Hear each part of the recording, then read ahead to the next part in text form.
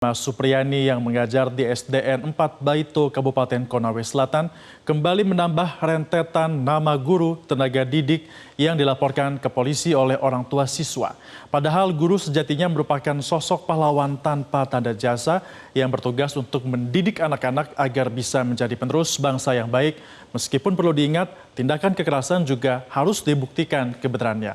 Kita akan bahas kasus ini lebih detail pemirsa melalui infografis. Yang pertama kita mulai dari kawal kasus ini bergulir, yakni saat seseorang bernama Aibda Wibowo yang merupakan seorang anggota polisi, orang tua dari seorang siswa kelas 1 di SDN 4 Baito, merasa anaknya mendapatkan tindakan penganiayaan dengan ditemukan bekas luka memar di paha belakang sang anak.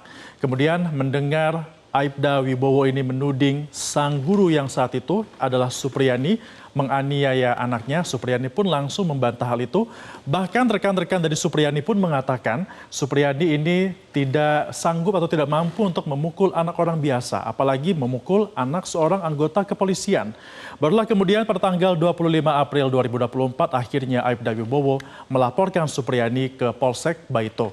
Dan sepanjang kasus ini bergulir, akhirnya Supriyani resmi ditahan oleh Kejaksaan Negeri Konawe Selatan di Lapas Perempuan Kendari pada tanggal 16 Oktober 2024 dan untungnya ada proses penahanan yang dilakukan pada 22 Oktober 2024.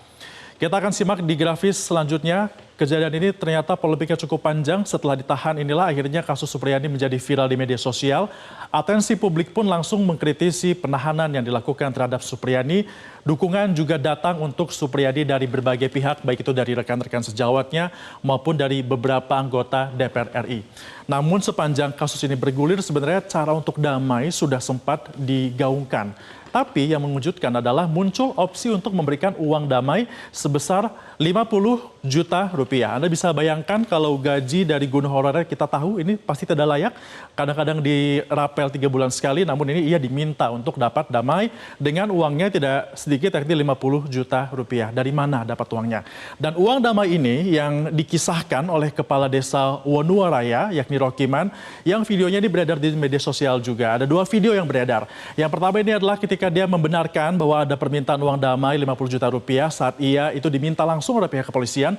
Namun yang kedua, ini video yang beredar adalah pada saat dia mengatakan bahwa seolah-olah itu adalah ide dari dirinya sendiri. Dan saat ini pun Propam dari Polda setempat juga sudah melakukan pemeriksaan terhadap polisi-polisi yang diduga menyuruh terkait dengan uang damai 50 juta rupiah ini. Nah, karena tidak ditemukan titik terang pemirsa, akhirnya Supriyani pun menjalani proses peradilan. Dalam sidang yang sudah terlaksana, Supriyani dan juga kuasa hukumnya sempat melayangkan eksepsi atas tuduhan yang diajukan pada dirinya. Namun, eksepsi yang dilakukan oleh Supriyani ini pemirsa ditolak oleh majelis hakim dengan alasan yakni surat dakwaan tidak berkaitan dengan materi pokok dakwaan dan pembuktian dakwaan dari JPU ini harus dilakukan dalam proses persidangan.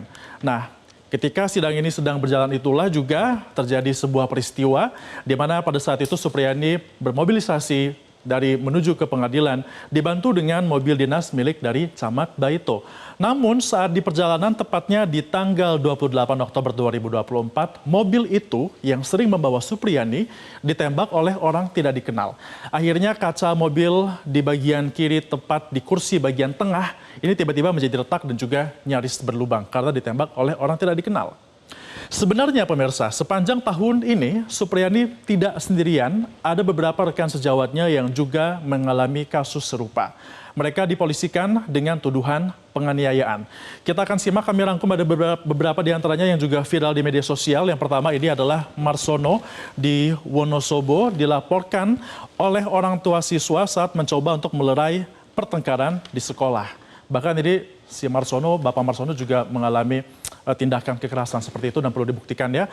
Meskipun kasus ini juga kita ketahui informasi terakhirnya sudah berakhir dengan perdamaian. Kemudian juga ada sosok Zahraman, seorang guru yang bertugas di Provinsi Bengkulu, di mana dia dilaporkan karena menegur saat siswanya sedang merokok di kantin. Orang tuanya melaporkan pada saat gurunya menegur anaknya.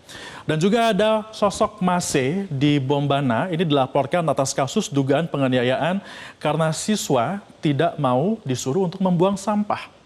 Ada juga inisial A yang berada di Muna dilaporkan ke polisi oleh orang tua murid pada saat siswanya ini tidak mau diminta untuk ikut kerja bakti sekolah.